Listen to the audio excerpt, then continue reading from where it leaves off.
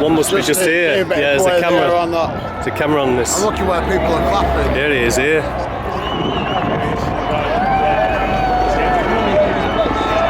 Yeah, just here on this corner.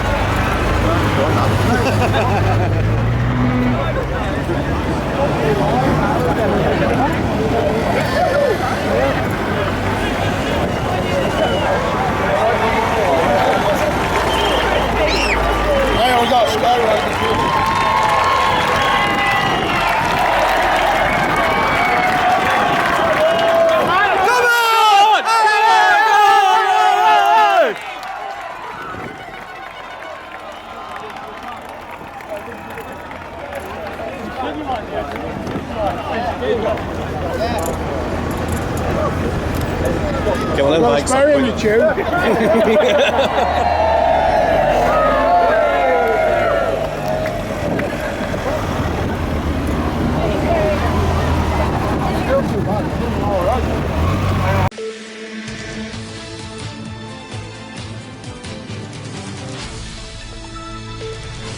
Madame, monsieur, bonsoir. Bienvenue à tous dans ce journal. Voici les titres des 19h30. Un bus sur la ligne d'arrivée, une chute collective à 6 km du sprint final. La première étape du Tour de France a été plutôt mouvementée.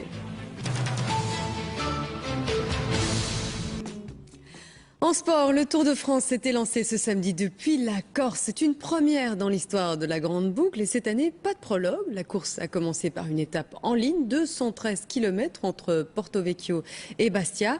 Un parcours sans grande difficulté sur l'île de Beauté et pourtant, le suspense n'a vraiment pas manqué. D'abord, un bus a bien failli bloquer l'arrivée des coureurs, mais une fois dégagé in extremis, une chute collective à l'avant du peloton a éliminé la plupart des favoris.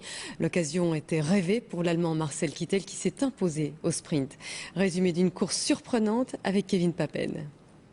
Pour sa 100e édition, le Tour de France s'est offert la Corse, un véritable décor de carte postale, un lieu de départ inédit et un grand favori à l'arrêt. Avant même le départ officiel, Christopher Froome chute et change de vélo, un incident sans conséquence pour le Britannique.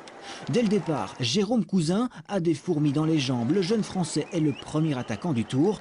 Il emmène dans sa roue 4 coureurs. L'échappée matinale est partie. Fletcha, Baume et Lemoine sont aussi dans ce groupe, mais c'est Lobato qui passe en tête au sommet de la côte de Ceuta. L'Espagnol s'empare du maillot à pois. Pour le peloton, pas d'inquiétude. Les équipiers de Cavendish, Greipel et Kittel contrôlent les